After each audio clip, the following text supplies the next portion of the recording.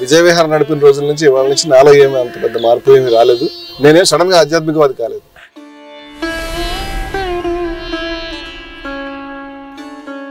ఆర్య అష్టాంగ మార్గంలో చాలా ముఖ్యమైన మాట ఉంది, అంటే సమ్యక్ కర్మ అని, అంటే the balanced way of action.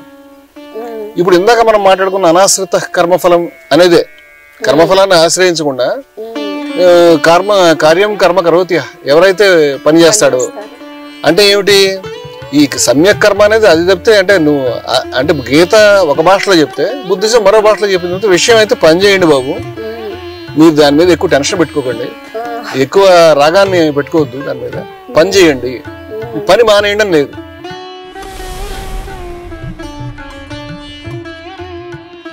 అంటే మొట్టమొదట కదింజాసి కృష్ణుడు ఆయన రూట్ లో మనం ఉన్నాం. కదింజాసి బంధ ప్రవక్త ఆయన చెప్పచ్చు.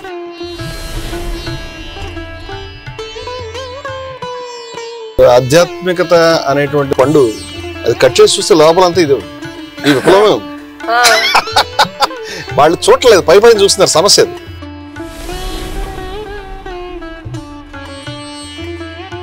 వీళ్ళంతా కూడా దేని గురించి ఇదంతా చేస్తున్నారంటే, ఇప్పుడు కొత్త ఇంగ్లీష్ మాట ఎన్లైటన్మెంట్.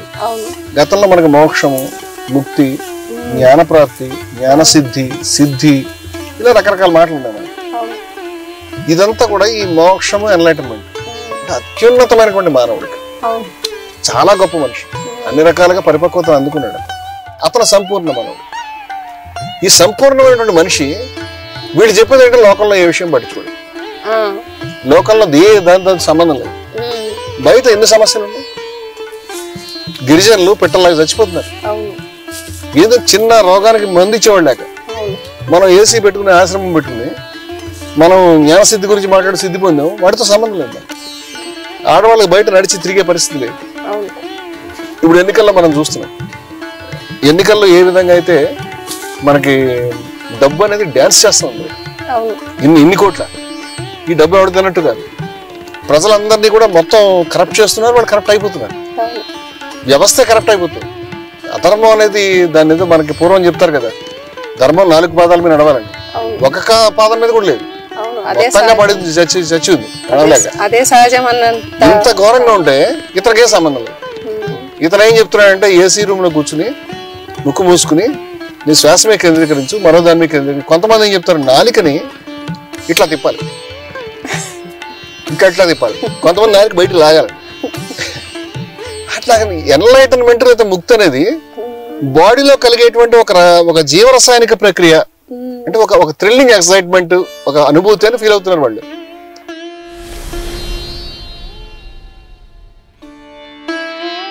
జీవన్ముక్తి రావటం అనేది బాడీలో జరిగేటువంటి ఒక అనుభూతి. తెరుచుకున్నప్పుడు నువ్వు తదాత్మ్య ఇదే ఆలోచిస్తున్నావు తప్పితే దీనికి ఆర్ యూ క్వాలిఫైడ్?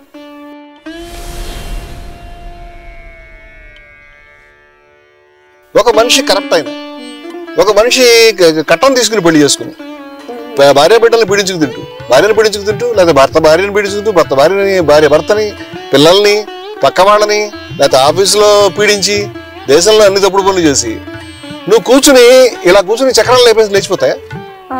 అంటే అంత ఈజీనా? నువ్వు నాలుగు వెనక్కి తిప్పితే నీకు ముక్తి వచ్చేయాలా? అంటే ముక్తి రావడానికి నాలుగు సాగదీయడం తప్పితే వేరే మార్గం దొరకలేదా? నాలుక చాలా ఎక్కువ దూరం సాగదీయగలిగిన, నాలుగు రెండుగా చీల్చగలిగిన ప్రాణులు ఉన్నాయి, నీకంటే ముక్తి పొందే.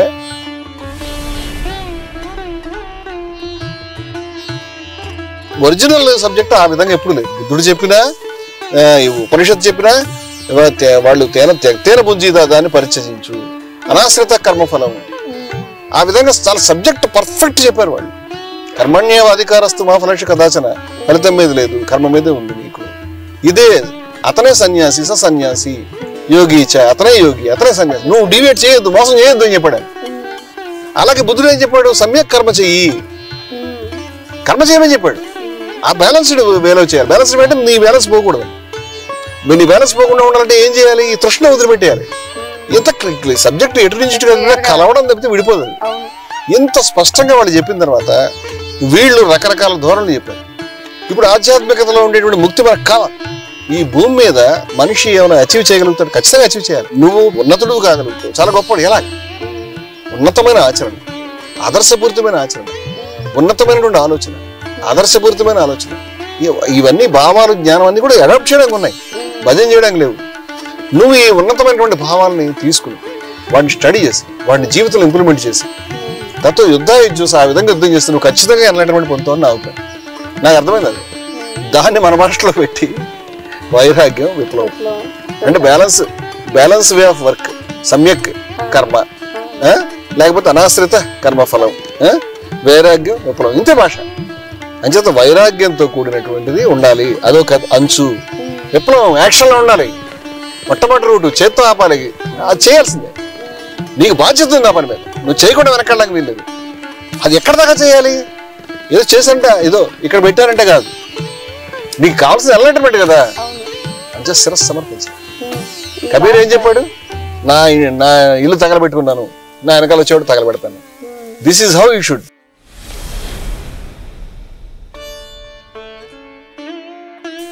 అంచేత ఈ విధంగా చేయాలి అనేటువంటిది నిజమైనటువంటి భారతీయ ఆధ్యాత్మికత. కృష్ణుడు రగిలించినటువంటి అగ్ని, బుద్ధుడు రగిలించినటువంటి అగ్ని, మహావీరుడు రగిలించినటువంటి అగ్ని, మహనీయులు ఎందరో రగిలించినటువంటి ఉపనిషద్ దృష్టి వీక్షించినటువంటి మహా స్వప్నాన్ని మరొకసారి మనం కదింజాసి పథం రూపంలో మనం మళ్ళీ మాట్లాడుతున్నాం. వాళ్ళు యుద్ధం అన్నారు, మనం విప్లవం అన్నారు. అంచేత భాషలో ఏమి తేడా లేదు. డివేట్ అయింది, మీరు మీ డివేషన్ కరెక్ట్ చేసుకుని come in to the right action.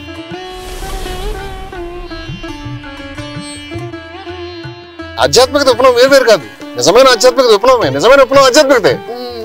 ఈ రెండింటిని జోడించినటువంటి మనం ఇది హాఫ్ ఇది half complete revolution, external and internal revolutions కలిపినటువంటి అపూర్వమైన కదింజాసి పందా గురించి చాలా అద్భుతమైన సబ్జెక్ట్ మాట్లాడుకున్నాం. అది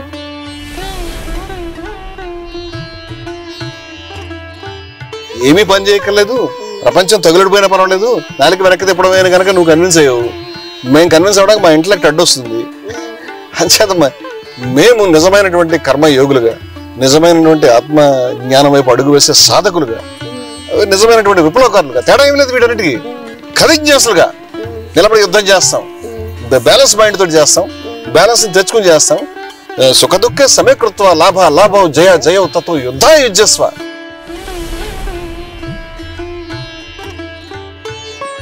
విమానాలు ఎక్కడ లేవు, విమానాలు ప్రజల్లోనే ఉన్నాయి.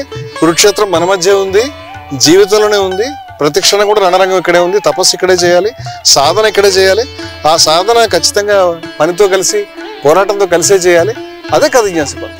వాళ్ళు మహాకదింజాసులు, గొప్ప ఋషులు, మహానుభావులు. వాళ్ళకి ఏ పేరు పెట్టచ్చు, కదింజాసి అని, ఉపనిషద్ ఋషి అని పేరు పెట్టచ్చు.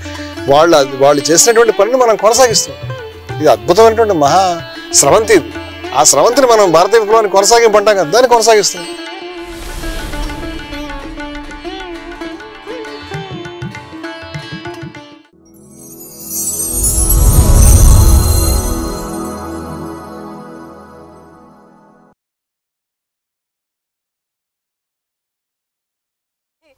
ఏం మాట్లాడుకుందాము ఈరోజు? ఏం మాట్లాడుకుందాం అంటే ఇంకేం మాట్లాడుకుంటాం, మనం కదింజాసి పథాన్ని గురించి మాట్లాడాలి. వేరే మాట్లాడుకోవడానికి అది సముద్రం అంత సబ్జెక్టు. ఎంత మనం తీసినా ఇంకా సబ్జెక్ట్ వస్తూనే ఉంటుంది దాంట్లో. మనం పైగా దాంట్లో ఇంకా ఎక్స్ప్లోర్ చేయాల్సి ఉన్నాయి. చేసింది తక్కువ, మనకు తెలుసు, ఇంతవరకు దాన్ని తవ్వలేదు. అంచేత అదే ఎక్స్ప్లోర్ చేద్దాం అనుకుంటున్నాం. కాబట్టి చాలా మంది బయట చాలా సందర్భాల్లో అడిగిన ప్రశ్నలు కూడా ఉన్నాయి. ఒకసారి దానికి సంబంధించి మీరు మాట్లాడితే కూడా బాగుంటుంది. బయట ఆధ్యాత్మికవాదులు అని చెప్పబడే వాళ్ళు ఆధ్యాత్మిక రంగం అంటే మామూలుగా ముక్కు మూసుకుని తపస్సు చేసుకోవాలి, కూర్చోవాలి, ఏ పని చేయాల్సిన అవసరం లేదు, సమాజానికి సంబంధించి ఇప్పుడు ఏదైనా దాని మీద స్పందిద్దాము, లేకపోతే పని చేయాల్సిన అవసరం లేదు అనే అలాంటి ఆలోచనలే చెప్తూ ఉంటారు. మనం చెప్పే స్కూల్ ఎవరికి ఏం అర్థం కాదు. అంటే మనం పనుల నుంచి తప్పించుకోవద్దు అనేది మనం చెప్తున్నాం. దానికి సంబంధించి ఒకసారి మీరు మాట్లాడితే కూడా బాగుంటది. మనం పులి లేకపోతే గద్ద లేకపోతే సింహం ఏంటి అర్థం కాక అందరూ కన్ఫ్యూజ్ అవుతున్నారు. అవును, జూలు ఉందా, చార్లు ఉన్నాయా? అవును, ఆధ్యాత్మికవాదులు అయితే మీరు ఇట్లా మాట్లాడకూడదు, ఇట్లా మాట్లాడుతున్నారేంటి విప్లవకారులు. నాకు కూడా ఇలాంటిది ప్రశ్నలు వచ్చినాయి.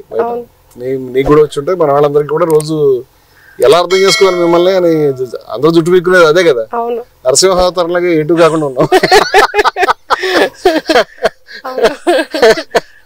అయితే నువ్వు అడిగిన మాటని ఇట్లా పెట్టుకుందాం మనం. నిజమే, ఆధ్యాత్మికవాదులు, ఆధ్యాత్మిక ప్రపంచం అందరూ కూడా ఏదో ఒకటి ముక్కు మూసుకోమని, ఏదైనా తపస్సు చేసుకో, దీక్ష చేసుకో, దేవుణ్ణి తలుచుకో, నీ లోపల నీ కాన్సన్ట్రేట్ చేసుకో, ఇక్కడ చూడు ఒక బిందువు కనిపిస్తుంది, కాంతి కనిపిస్తుంది, లేకపోతే మాడలో ఏదైనా చక్రం ఓపెన్ అవుతుంది, లేకపోతే ఇంకేదైనా జరుగుతుంది, దీని మీద నడుస్తుంది తప్పితే మనం మాట్లాడే భాష ఎవరు మాట్లాడట్లేదు. అందువల్ల వాళ్ళు బహుశా మనకి ఆధ్యాత్మికవాదులు అనేటువంటి గుర్తింపు కూడా ఎవరేమో. అవును, ఏంటిది విప్లవం అంటారు, వైరాగ్యం అంటారు, ఇవన్నీ మామూలుగా అంటే మన భాష ఎవరికి అర్థం కాకుండా ఉంది.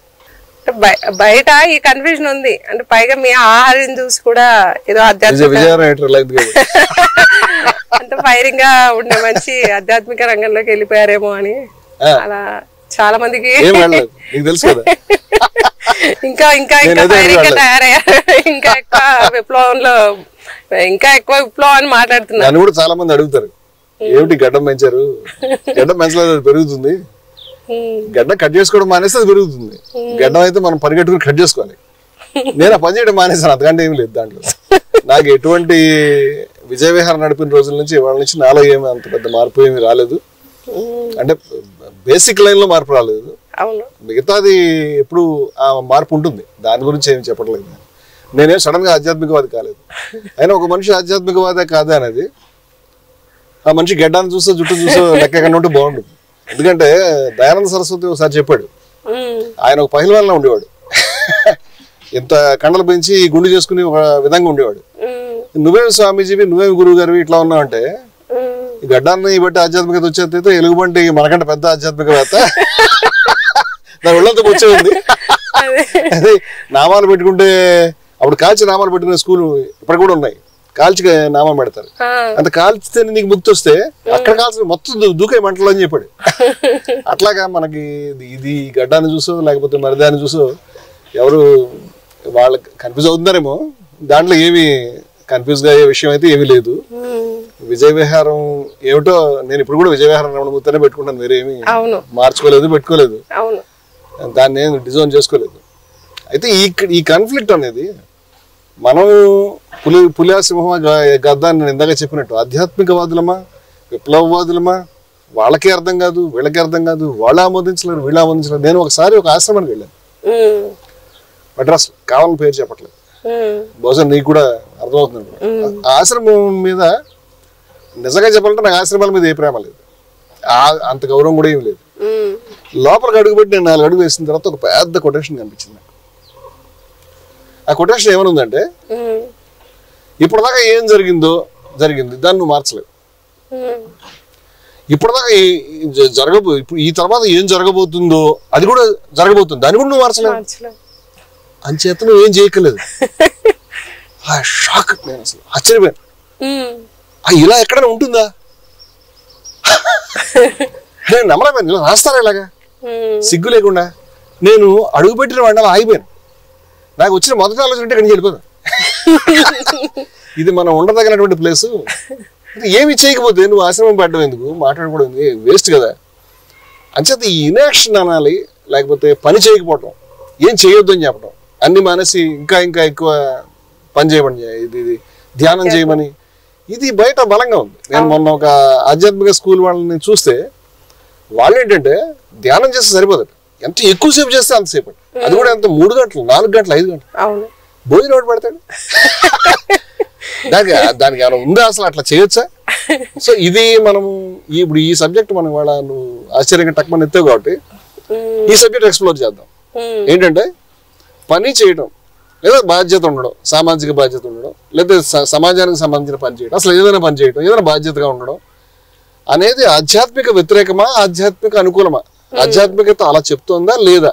డిఫరెంట్ ఆధ్యాత్మిక స్కూల్స్ మనం చూసుకుందాం. మనకు ఒక పద్ధతి ఉంది కదా, మనకేమిటంటే నచ్చింది తీసుకుని ఏదో బురద తట్టాను, బురద పారబోసి ఓన్లీ మణులు నేర్చుకుంటాం కదా, మనకు కావాల్సింది మనం తీసుకుంటాం, దాని నుంచి అది ఎక్స్ప్లోర్ చేసే ప్రయత్నం చేద్దాం. నువ్వు నీకు కూడా ఇటువంటి తటస్థపడి ఉంటాయని నేను అనుకుంటున్నాను. అంటే చాలా మంది అంటే మీరన్న ఆశ్రమంలో కొటేషన్ అది ఈజీగా కనెక్ట్ అవుతున్నారు జనాలు. మనం మాట్లాడేది మనం పని నుంచి తప్పించుకోవడానికి వీల్లేదు. ప్రతి మనిషికి కూడా ఈ సమాజంలో మనం భాగం కాబట్టి మనము విప్లవము అని అంటున్నాము, ఆధ్యాత్మికత అంటున్నాము, అంతా కూడా జనాలంతా ఏంటంటే కన్ఫ్యూజ్ అయిపోతున్నారు. అంటే ఇది విప్లవము ఆధ్యాత్మికత రెండు ఎలా పరస్పరం ఎలా కలుస్తాయి? ఇది చేసే వాళ్ళు అది చేయరు, ఆ స్కూల్ వాళ్ళు ఇది మాట్లాడరు, ఇది రెండు ఎలా సాధ్యము అనేది బయట. ఇప్పుడు ఆధ్యాత్మికత అనేటువంటి పండు అది కట్ చేసి చూస్తే లోపలంతా ఇది ఉంది, ఈ విప్లవమే ఉంది. వాళ్ళు చూడలేదు, పై పైన చూస్తున్నారు సమస్య అది. నువ్వు దేని నుంచి టచ్ చేసి లోపలికి. వివేకానందుడు ఏం చెప్పాడంటే, ఇది నా మాటలు కాదు, వివేకానందుడు లక్షలాది పేద ప్రజానీకం చెమటోడ్చి వాళ్ళ నెత్తురు దారబోసి నిన్ను డోలికల్లో ఊగించి నిన్ను ఇక్కడ దాకా అభివృద్ధి చేసి నీకింత చదువు కానీ నీకింత సంపద కానీ నీకింత ఒక పొజిషన్ నేను తీసుకొచ్చిన తర్వాత అటువంటి పేద జనాన్ని ఏమీ పట్టించుకోకపోతే నిన్ను ద్రోహి అంటాను నేను చెప్పాడు. ఏమన్నాడు? ద్రోహి అని. వివేకానంద ఆధ్యాత్మికవాది కాదా? ఆధ్యాత్మికవాదివి కదా, నీకు ఈ ద్రోహి అనే మాట ఎందుకు వచ్చింది ఎవడని అడగాలి కదా. ఆయన మాట్లాడింది కరెక్ట్ గా సామాజిక బాధ్యత గురించి మాట్లాడారు, ఇంకేం మాట్లాడలేదు. సామాజికమైనటువంటి బాధ్యత ఉండాలని మాట్లాడి ఈ మాట చెప్పడం నాకు తెలిసి ఒక్కటి కూడా లేడు. మహాకవి శేషేంద్ర చెప్పాడు. ఆ మహానుభావుడు ఎంత గొప్ప మాట అన్నాడంటే, తమ్ముడా సిగ్గు నాగరికతకు చిహ్నం, నీ స్వేచ్ఛ కోసం ఎంత రక్తం పారిందో తెలుసుకోలేకపోతే, అది నీ గుండెల్లో క్షేత్రంలో ధైర్యాన్ని చల్లలేకపోతే, నీ లోపల ఆత్మగౌరవాన్ని అది పండించలేకపోతే, అంటే నేను ఎగ్జాక్ట్ వర్డ్స్ కాకుండా కొంచెం చెప్తున్నాను, చల్లలేకపోతే నువ్వు బానిసగానే ఉండడానికి నిర్ణయించుకుంటే ఎంత ద్రోహిగా మారావు ఆ పవిత్ర రక్తానికి. కాన్సెప్ట్ ఏంటంటే, నీ గురించి నువ్వు ఇప్పుడున్న పొజిషన్, నీ స్వేచ్ఛ గురించి నువ్వు ఇప్పుడున్న అది చదువు కానివ్వండి, సంపద కానివ్వండి, స్వేచ్ఛ కానివ్వండి, పరిస్థితులు ఏదైనా ఇవాళ మనం ఉంటే కిందంత రక్తమే. ఎంతమంది నెత్తురు దారిపోస్తారు మహానుభావులు. దాన్ని వదిలిపెట్టేసి నాకు సంబంధం లేదు, ముక్కు మూసుకుంటాను, నాకు ముక్తి కావాలంటే అదేమని చేయాలి? కానీ మా మతం ఇదే, వివేకానందుడు చెప్పింది, శేషాంద్ర చెప్పింది ఇదే, ఈ ఇద్దరు చెప్పింది ఇదే. మనం ఇంకొకసారి మతం చెప్పింది, నువ్వేమన్నావు? మా మతం ఇదే చెప్పింది. రైట్ మతం చెప్పిందా లేదా? ఆ ఆస్పెక్ట్ మనం స్టడీ చేద్దాం. అయితే మా మతాలు అలా చెప్పట్లేదు. మా మతాలు వెళ్ళి హిమాలయాలకు వెళ్ళి తపస్సు చేసుకుంటేనే మాకు ముక్తి వస్తుంది అనేది మా మతం చెప్తోంది అనేది మాట్లాడుతున్నారు. అంటే ప్రధానంగా మతాలు అలా మాట్లాడాయి కాబట్టి మేము అదే పాటిస్తాము అని మాట్లాడే వాళ్ళకి అంటే అలా పండు తప్పించుకోవచ్చా? గాంధీ గారు మతస్థుడు కదా. నన్ను కథిన్యాసపథం పుస్తకం విడుదలయ్యాక వింటున్నావా? కథిన్యాసపథం పుస్తకం విడుదలైన తర్వాత ఒక ఆధ్యాత్మిక ప్రపంచానికి సంబంధించినటువంటి ఒక మనిషి ఇదే ప్రశ్న అడిగారు. ఏమని అడిగారంటే, ఇదంతా కథిన్యాసి పథము అంటే ఇది ఆధ్యాత్మికతకి సంబంధించిన పుస్తకం అని నాకు కూడా నమ్మి నేను తీస్తే, ఈ మొదటి పేజీ నుంచి విప్లవం ఏంటి, అది అవసరమా, ఈ విప్లవం అన్న తర్వాత ఎవరు అనలేదు అలాగా, మీరు ఎందుకు అంటున్నారు ఇలాగా అని ఆవిడ నన్ను అడిగింది. ఆవిడకి నేను ఒక సమాధానం చెప్పాను. ఏమని చెప్పానంటే, గీతలో అంటే నేను చాలాసార్లు మీటింగ్స్ లో కూడా ఈ మాట చెప్పాను, సుఖ దుఃఖే సమీకృత్వ లాభాలాభం జయాజయం, అంటే సుఖాన్ని దుఃఖాన్ని సమానంగా తీసుకుని, లాభాన్ని లాభం లేకపోవడం, జయాన్ని అపజయాన్ని సమానంగా తీసుకుని అని చెప్పి ఆపేస్తే, బహుశా మీరు చెప్పింది కరెక్టే అన్నాను. బ్యాడ్ లక్ ఏంటంటే, మీ బ్యాడ్ లక్ కృష్ణుడు అక్కడ ఆగలే, మీరు అయిపోయారు.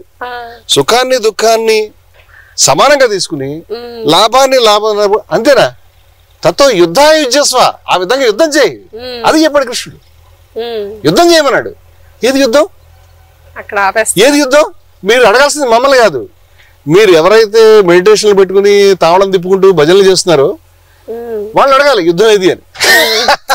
యుద్ధం ఏది, ఎందుకు, ఎక్కడైనా అడగాలి. ఎందుకంటే మీరు కృష్ణుడు కూడా అడగాలి. కృష్ణ ఏదో ముక్తి భక్తి అని చెప్పేసి అనుకుంటే నువ్వు యుద్ధం చేయమంటావంటే కృష్ణుడు కూడా అడగాలి. కృష్ణుడు ఉన్న రూట్లో మేము కరెక్ట్ ఉన్నాం, మీరు లేరు, బయట ప్రపంచం లేదు, మా తప్పు కాదు. కృష్ణుడు ఏం చెప్పాడు? యుద్ధం చేయమని చెప్పాడు. అది ఏమిటంటే యుద్ధానికి పిలుపు. భగవద్గీత మొత్తం దేని మీద యుద్ధానికి? అన్యాయం పైన యుద్ధానికి.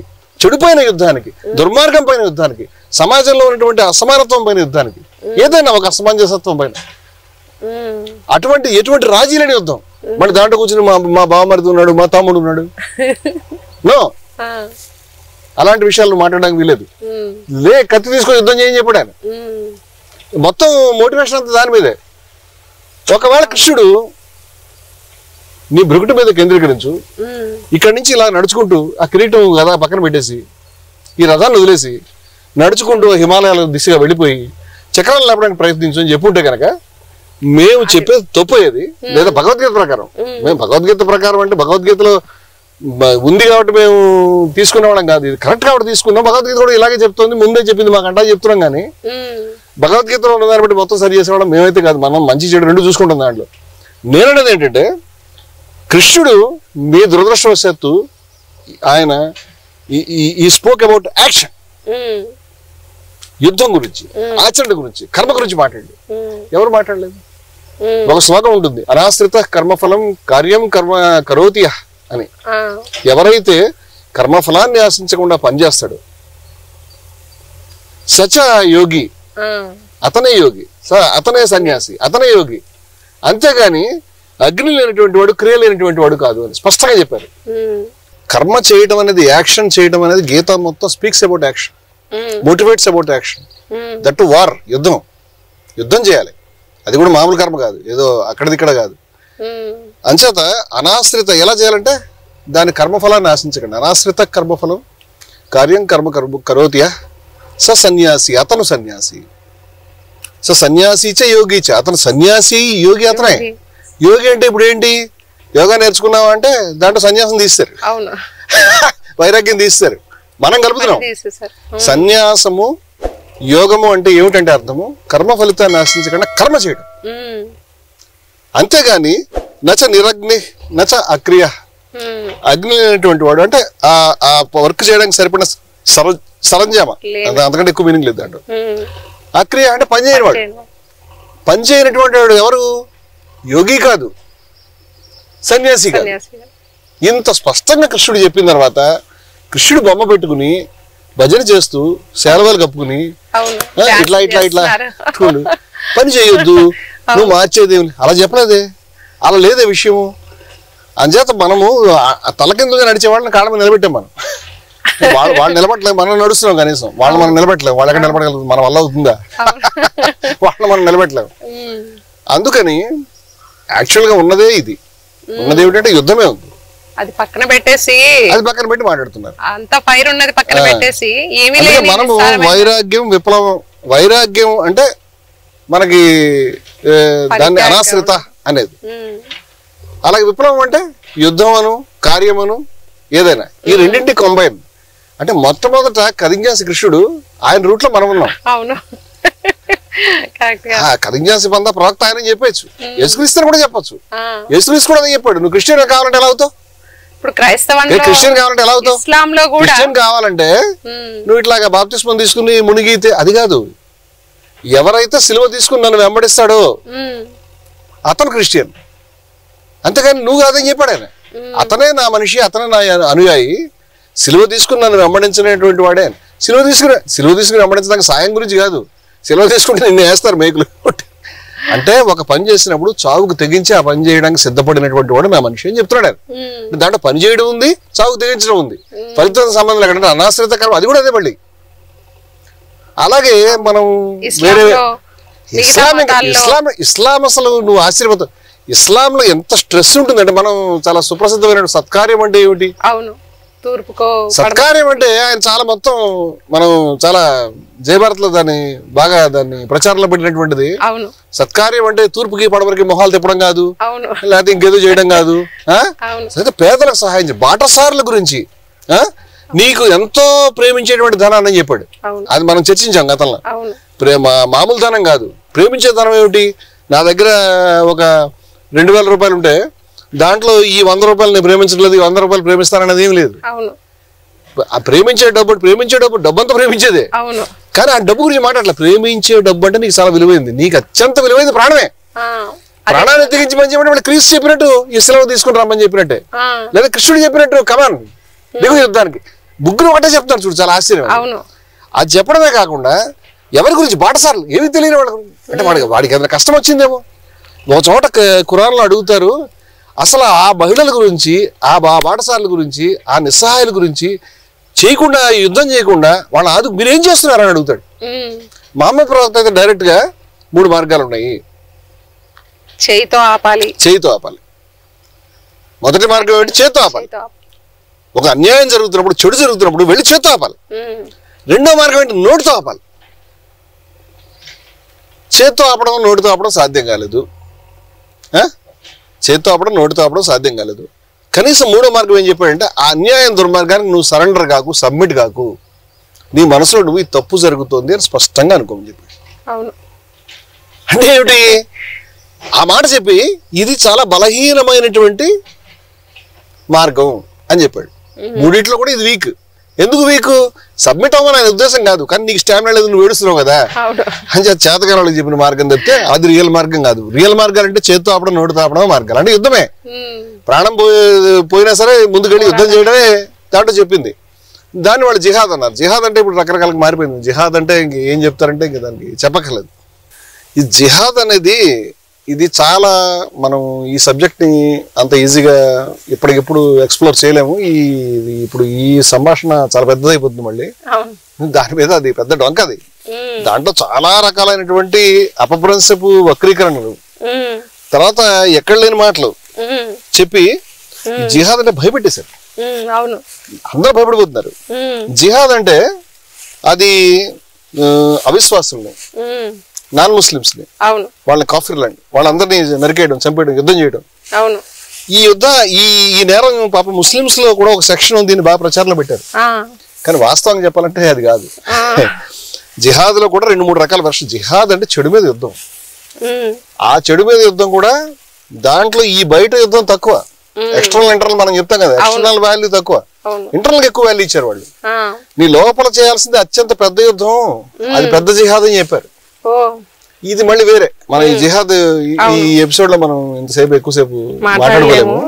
కానీ అర్థం చేసుకోవాల్సినటువంటి it speaks about again action, outer action, inner action రెండు కూడా. దాని గురించి మాట్లాడుతుంది. నేను ఇందాక చెప్పినట్టు ఆ నిస్సహాయులైనటువంటి స్త్రీల గురించి, ఆ పిల్లల గురించి నువ్వు ఎందుకు వెళ్ళలేదు, నువ్వు ఎందుకు ఊరుకున్నావు, ఎందుకు పోరాడట్లేదు. పోరాటం కూడా చెడుని అంటే మంచి మార్గంలో తీసేయాలి, మంచితో తొలగించాలి అని చెప్పాడు. కానీ చెడుతో తొలగించమని కాదు. అంటే జిహాద్ పేరు మీద నోటికి వచ్చి చెత్త పనులు చేస్తే చెడుతో తొలగించినట్టు, అది కరెక్ట్ కాదు. చెడుని మంచితో తొలగించడం అంటే అసలు నువ్వు చేయాల్సింది పూర్తి ఆదర్శప్రాయంగా ఉండాల్సిందే. ఇవన్నీ 100 కండిషన్స్ ఉన్నాయి దాని మీద. సరే, అది మనం వేరే దాన్ని ఎక్స్ప్లోర్ చేయొచ్చు. కానీ ప్రవక్త ఒక సందర్భంలో చెప్తాడు అత్యుత్తమమైనటువంటి అత్యున్నతమైన జిహాద్ అంటే ఏమిటి అని. ఆ మహానుభావుడు ఆయన ఏం చెప్పాడంటే, ఒక నియంత ఎదురకుండా నువ్వు నిలబడి ఒక సత్యమైనటువంటి వాక్యాన్ని నిర్భయంగా చెప్తా, అది జిహాద్. అన్నింటిలోకి హైయెస్ట్ జిహాద్. ఏమిటో ధైర్యం, ధిక్కారం, దాక్కోవడం కాదు. అంటే ప్రవక్త మనసు ఎంతసేపు కూడా ఈ చెడు మీద నువ్వు భయం లేకుండా, ప్రాణం పోతున్న ఏ రకమైన జంకు లేకుండా నువ్వు చెప్పాలి, న్యాయాన్ని నిలబెట్టాలి అనేటువంటిదే ఆయన మనసులో మనకు ఉన్నట్టు కనిపిస్తుంది. దీని అంతట్లో కూడా మళ్ళీ మనకి యాక్షన్ పార్ట్ ఉంది తప్పితే, సరే ఇస్లాంలో యాక్షన్ పార్ట్ ఉంది అనేది మనం ప్రత్యేకంగా ఎస్టాబ్లిష్ చేయట్లేదు. ఎవ్రీబడి నోస్ దానికి సంబంధించి పని చేయమంటుంది, ఈ లోకంలో చేయమంటుంది అని. మిగతా దాంట్లోనే మనకి కొంత కన్ఫ్యూజన్. ఇప్పుడు గాంధీ గారు చాలా అద్భుతమైనటువంటి మాట, ఈ పనికి సంబంధించి ఆయన చెప్పింది చాలా షాకింగ్. అది ఆయన చెప్పింది అంటే, ప్రకృతిలో ఏ ప్రాణి కూడా దానికి పని చేయకపోతే దాని భోజనం దానికి దొరకదు. పని అంటే శ్రమించకపోతే. ఇప్పుడు అడవికి సింహం రాజు అని మనం అనుకుంటాం, కానీ ఆ సింహం అయినటువంటి రాజు కూడా ఆయనకి ఎవరు టిఫిన్ తెచ్చిపెట్టరు, లంచ్ తెచ్చిపెట్టరు. ఆ సింహం రాజు గారు కూడా కష్టపడి వేటాడి తింటేనే తినగలుగుతుంది, లేకపోతే ఘోరంగా దాని జీవితం ఇదవుతుంది. నువ్వు ఒకవేళ కనుక కష్టపడి శ్రమించకపోతే నువ్వు భోజనం చేయకూడదని ప్రకృతి నియమం, అది నీ నియమం కూడా కావాలి. నువ్వు పని చేయకపోతే నువ్వు తినకూడదని చెప్పాడు. ఎంత మాట ఎవడు చెప్పగలుగుతాడు? అద్భుతమైన మాట ఆయన చెప్పింది. అదే కాకుండా ఆయన ఏం చెప్పాడంటే, నువ్వు శ్రమించకుండా కనుక నువ్వు తింటే దొంగతనంతో సమానం.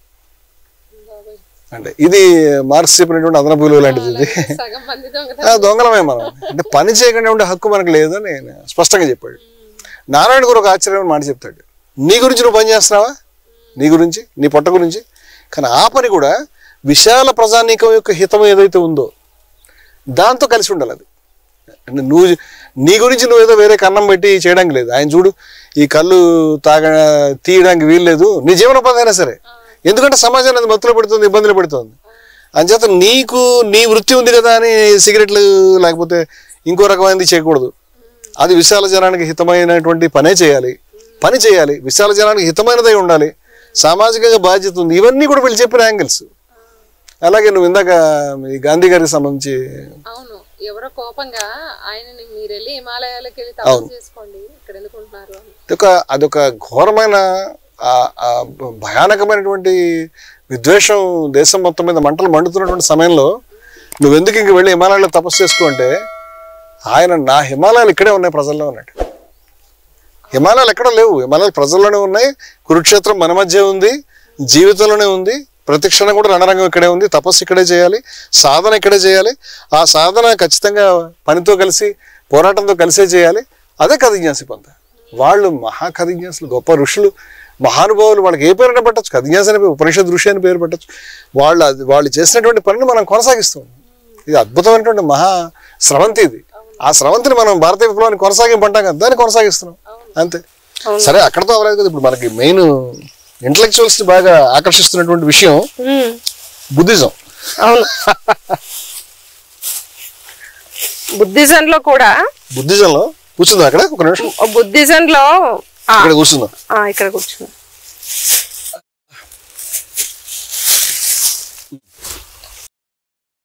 ఇప్పుడు మిగతా మతాల్లో లాగానే బుద్ధిజంలో కూడా ఇలాంటివి ఉన్నాయా, ఇలాంటి ప్రస్తావనలు ఉన్నాయా? ఇప్పుడు బుద్ధిజం అనేది చాలా పెద్ద మార్కెట్. అవును, ఇప్పుడు బుద్ధిజాన్ని తీసుకునే వాళ్ళు, అనుసరించే వాళ్ళు కంటే బుద్ధుడు బొమ్మ పట్టుకుని దాన్ని మార్కెట్ చేసేవాళ్ళు ఎక్కువైపోయారు. అవును, ప్రతి ఇంట్లోనూ, ప్రతి 10 మంది ఇళ్లలోనూ, లేకపోతే ప్రతి కొంచెం హైయర్ మిడిల్ క్లాస్ ఇళ్లలోనూ బుద్ధుడు బొమ్మ స్టైల్ గా ఉంటుంది ఎక్కడ ఒకటి. అవును, ఆయన ఏం చెప్పాడో ఎవరికి అక్కర్లేదు. అవును, ఇప్పుడు ధ్యానం అనేటువంటి దానికి మార్కెట్ వచ్చిన తర్వాత బుద్ధుడిది కూడా వచ్చేసింది. అవును, కానీ ఆశ్చర్యం అంటే బుద్ధుడు కూడా యాక్షన్ గురించి మాట్లాడాడు, దాని పక్కన పెట్టారు. మనం యాక్షన్ మాట్లాడుతున్నాం కాబట్టి అసలు బుద్ధుడు అసలు సెన్స్ ఆర్య సత్యాలు. ఆర్య సత్యాలు ఏమిటంటే దుఃఖం ఉంది, దుఃఖానికి కారణం ఉంది, ఆ తృష్ణ, దుఃఖ నివారణ మార్గం ఉంది, దుఃఖ నివారణ మార్గం ఆర్య అష్టాంగ మార్గం. ఇది ఎంటైర్ బుద్ధిజం యొక్క ఎసెన్స్. ఈ తృష్ణను వదిలిపెట్టాలనేది, తృష్ణను వదిలిపెట్టాలనేది మానేసి శ్వాస మీద ధ్యాస, ఇంకేదో ధ్యాస ఏవో చెప్తారు. అన్నిటికీ బుద్ధుడే మళ్ళీ. పాపం బుద్ధుడు శ్వాస మీద ధ్యాస తీసుకుంటే ఆర్య సత్యాలు పెట్టచ్చు, ఆయనకి అంత ఇంట్రెస్ట్ ఉంటే. ఇప్పుడు ఈ ఆర్య అష్టాంగ మార్గంలో చాలా ముఖ్యమైన మాట ఉంది, అంటే సమ్యక్ కర్మ అని, అంటే the balanced way of action అని. ఇప్పుడు ఇందాక మనం మాట్లాడుకున్న అనాశ్రిత కర్మఫలం అనేదే. కర్మఫలాన్ని ఆశ్రయించకుండా కార్యం కర్మ కరోతి, ఎవరైతే పని చేస్తాడో అంటే ఏమిటి, ఈ సమ్యక్ కర్మ అనేది అది చెప్తే, అంటే నువ్వు అంటే గీత ఒక భాషలో చెప్తే బుద్ధిజం మరో భాషలో చెప్పింది. విషయం అయితే పని చేయండి బాబు, మీరు దాని మీద ఎక్కువ టెన్షన్ పెట్టుకోకండి, ఎక్కువ రాగాన్ని పెట్టుకోవద్దు, దాని మీద పని చేయండి, పని మానేయండి అని లేదు. సమ్యక్ అకర్మానో సమ్యక్ నిష్క్రియానో నిష్కర్మానో పెట్టుంటే ఈ పని మానేయండి అనేది ఉండేది. ఇక్కడ ఒక బలమైనటువంటి ఒక స్కూలు, ఇప్పుడు ఈ కొత్త మార్కెట్ రకరకాల స్కూల్స్, వీళ్ళు మాట్లాడేదైతే అది చాలా గౌరవం. అది బుద్ధుడి పేరు చెప్పి బుద్ధుడి యొక్క ఎసెన్స్ తీసేసి, కృష్ణుడి పేరు చెప్పి కృష్ణుడి యొక్క ఎసెన్స్ తీసేసి ఈ చేస్తున్న విధానం అయితే చాలా గౌరవం అసలు. తర్వాత ఇంకొక ఈ సందర్భంలో ఇంకొక మాట మాట్లాడుకోవాలి. ఏమిటంటే వీళ్ళంతా కూడా దేని గురించి ఇదంతా చేస్తున్నారంటే, ఇప్పుడు కొత్త ఇంగ్లీష్ మాట ఎన్లైటన్మెంట్. గతంలో మనకి మోక్షము, ముక్తి, జ్ఞానప్రాప్తి, జ్ఞానసిద్ధి, సిద్ధి, ఇలా రకరకాల మాటలు ఉన్నాయి మనకి. ఇదంతా కూడా ఈ మోక్షము, ఎన్లైటన్మెంట్ అంటే అత్యున్నతమైనటువంటి మానవుడికి, చాలా గొప్ప మనిషి, అన్ని రకాలుగా పరిపక్వతను అందుకున్నాడు. అటువంటి మనిషికి ఈ బ్రతికొండంగానే జీవించి ఉన్నప్పుడే అతనికి లభించేటువంటి లేదా అందుకునేటువంటి ఒక స్థితిని మనం ముక్తి అని, జీవన్ముక్తి అని, ఎన్లైటన్మెంట్ అని అందాం మాట వరుసకి. నా ప్రశ్న ఏంటంటే, అతను సంపూర్ణ మానవుడు. ఈ సంపూర్ణమైనటువంటి మనిషి వీడు చెప్పేది ఏంటంటే లోకంలో ఏ విషయం పట్టించుకోడు, లోకంలో దాంతో సంబంధం లేదు. బయట ఎన్ని సమస్యలు ఉన్నాయి, గిరిజనులు పిట్టల్లాగా చచ్చిపోతున్నారు, ఏదో చిన్న రోగానికి మందు ఇచ్చేవాళ్ళు లేక మనం ఏసీ పెట్టుకుని ఆశ్రమం పెట్టుకుని మనం జ్ఞానసిద్ధి గురించి మాట్లాడి సిద్ధి పొందాం, వాటితో సంబంధం లేదు మనకి. ఆడవాళ్ళకి బయట నడిచి తిరిగే పరిస్థితి లేదు. ఇప్పుడు ఎన్నికల్లో మనం చూస్తున్నాం, ఎన్నికల్లో ఏ విధంగా అయితే మనకి డబ్బు అనేది డ్యాన్స్ చేస్తాం బయట, ఇన్ని కోట్ల ఈ డబ్బు ఎవరిదన్నట్టు కాదు, ప్రజలందరినీ కూడా మొత్తం కరప్ట్ చేస్తున్నారు, వాళ్ళు కరప్ట్ అయిపోతున్నారు, వ్యవస్థ కరప్ట్ అయిపోతుంది. అధర్మం అనేది దాన్ని ఏదో మనకి పూర్వం చెప్తారు కదా, ధర్మం 4 పాదాల మీద నడవాలండి, ఒక పాదం మీద కూడా లేదు, మొత్తంగా పడింది, చచ్చి ఉంది నడవలేక. ఇంత ఘోరంగా ఉంటే ఇతరకే సంబంధం లేదు. ఇతను ఏం చెప్తున్నాడంటే ఏసీ రూమ్ లో కూర్చుని ముక్కు మూసుకుని నీ శ్వాస మీద కేంద్రీకరించు, మరో దాని మీద కేంద్రీకరించు. కొంతమంది ఏం చెప్తారు, నాలికని ఇట్లా తిప్పాలి, ఇంకా ఇట్లా తిప్పాలి, కొంతమంది నాలిక బయట లాగాలండి. అట్లాగని ఎన్లైటన్మెంట్ అయితే ముక్తి అనేది బాడీలో కలిగేటువంటి ఒక జీవరసాయనిక ప్రక్రియ, అంటే ఒక థ్రిల్లింగ్ ఎక్సైట్మెంట్, ఒక అనుభూతి అని ఫీల్ అవుతున్నారు వాళ్ళు. అటువంటిది మరి బహుశా డ్రగ్ తీసుకుంటూ కూడా వస్తుందేమో. అంటే ఆ డ్రగ్ని ట్రై చేసినటువంటి ఆధ్యాత్మిక శిబిరాలు కూడా ఉన్నాయి. డ్రగ్స్ ని చెప్పారు కదా, ఒక అతను నీళ్ళ మీద నడిచేది ప్రాక్టీస్ చేస్తారు, అది వివేకానందుడి కదా, నిజమో కాదు మనకు ఒక ఆయన వచ్చి చూపించాడని. సరే అది మహత్యానికి సంబంధించింది, మహత్యం పక్కన పెట్టండి. వీళ్ళు అంటే ఆయన ఆ కథ ఏమిటి, ఆయన పాపం వివేకానందుని తీసుకొచ్చి నది దగ్గర తీసుకొచ్చి ఇట్లా అట్నుంచి ఇటు ఇటు నడిచి చూపించాడు. వివేకానందుడు ఆశ్చర్యపడి, బాబు ఎంత టైం పెట్టావు జీవితం అంటే 40 ఏళ్ళు పెట్టాను, ఇదో అర్ధానో లేకపోతే డబ్బులు ఇస్తే వాడు నది దాటిస్తే 40 ఏళ్ళు పెట్టేవాడిని, జీవితంలో వేరే మంచి పని దొరకలేదని. సరే అది మనకి సబ్జెక్ట్ కాదు.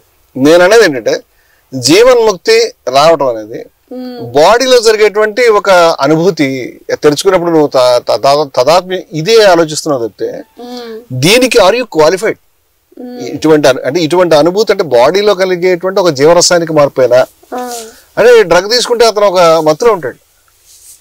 మనం చాలా డ్రగ్స్ ట్రై చేసిన ఉన్నారు, గంజాయిలు ట్రై చేసిన వాళ్ళు, మత్తులు ట్రై చేసిన వాళ్ళు, అవన్నీ కూడా పంచమకారాలు ట్రై చేస్తాను. అటువంటి స్కూల్స్ ఉన్నాయి, దాన్ని మోడర్న్ స్కూల్స్ ఉన్నాయి, పాత స్కూల్స్ కూడా ఉన్నాయి. ఇవి డివియేషన్ చెప్తే మరేవి కాదు.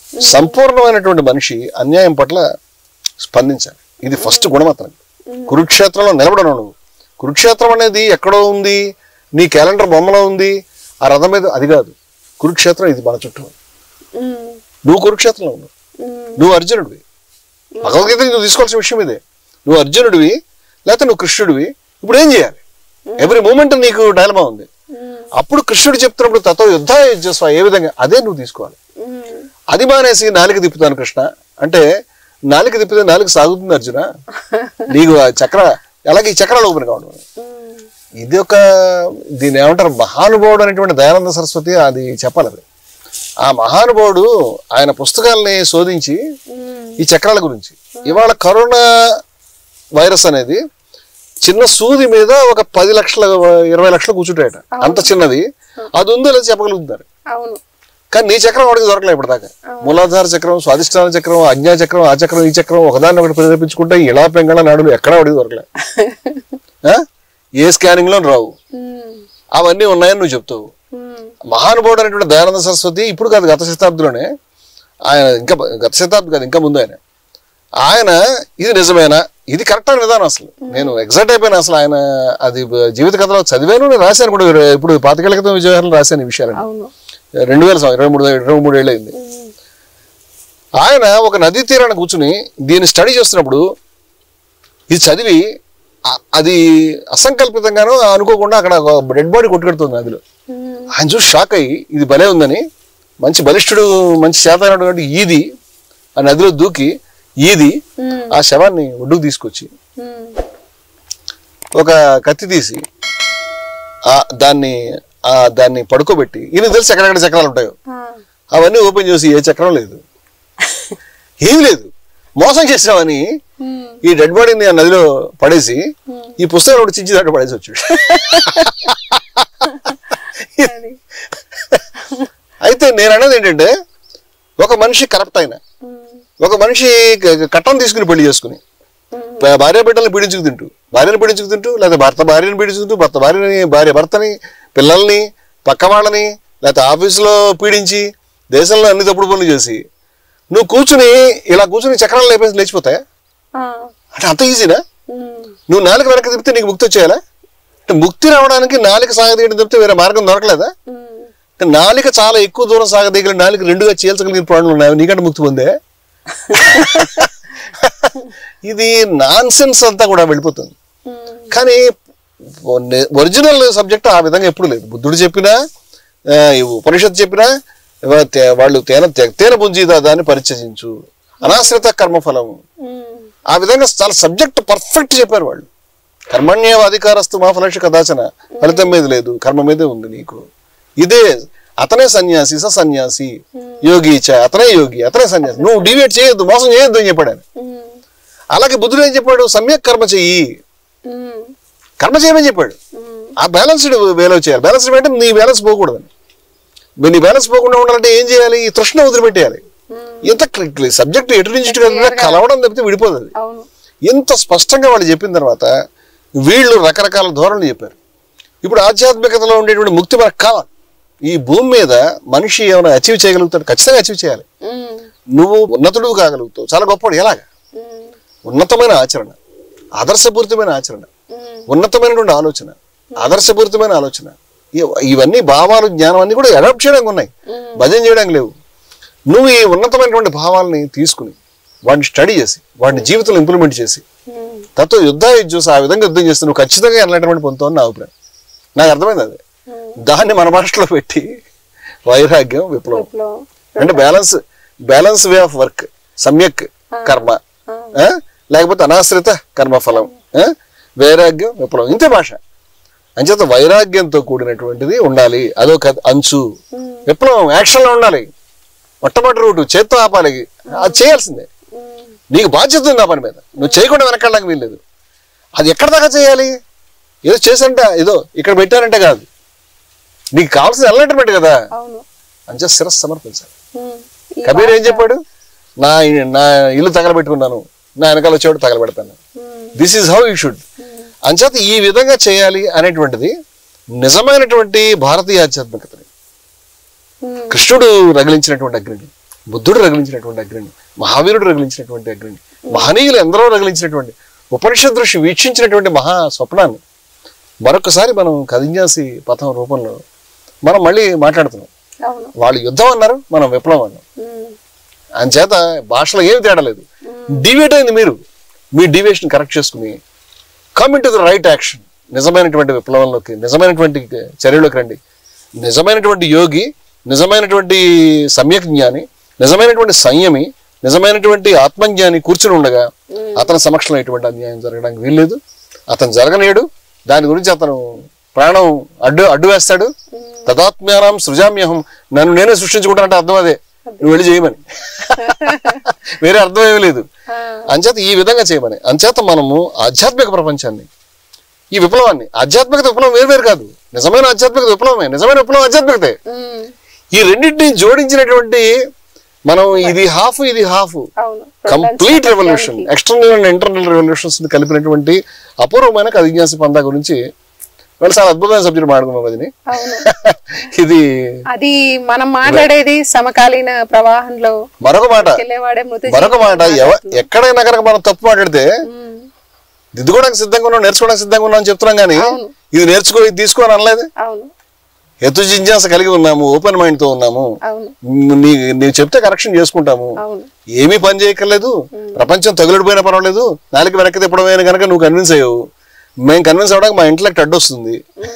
అంచేత మేము నిజమైనటువంటి కర్మయోగులుగా, నిజమైనటువంటి ఆత్మ జ్ఞానం వైపు అడుగు వేసే సాధకులుగా, నిజమైనటువంటి విప్లవకారులుగా, తేడా ఏం లేదు వీటన్నిటికీ, కదింజాసులుగా నిలబడి యుద్ధం చేస్తాం. బ్యాలెన్స్ మైండ్ తోటి చేస్తాం, బ్యాలెన్స్ తెచ్చుకుని చేస్తాం. సుఖ దుఃఖే సమయకృత్వ లాభం జయ జయ తత్వ యుద్ధ యుజస్వ నైవం పాపం అవాప్స్యసి. పాపం రాదు. ఈ పాపం రాదు అనేది ఎందుకంటే వీడికి అది తప్పు కాదు, చేయాలి. అసలు విషయం ఏంటంటే అదే పని చేయాల్సింది, నువ్వు చేయాల్సిన పని అదేరా బాబు అని చెప్పడం. అది ఇది చాలా అద్భుతమైనటువంటి విషయం. చాలా చాలా విషయాలకి చాలా అద్భుతం. మనం ఇదే విధంగా కూర్చుని సబ్జెక్ట్స్ ఎక్స్ప్లోర్ చేయడం మొదలు పెడితే కదింజాసి పంథా అనేది ఒక సముద్రం. అది 1 by 1 చేసుకుంటూ వెళదాం. అలాగే లేదా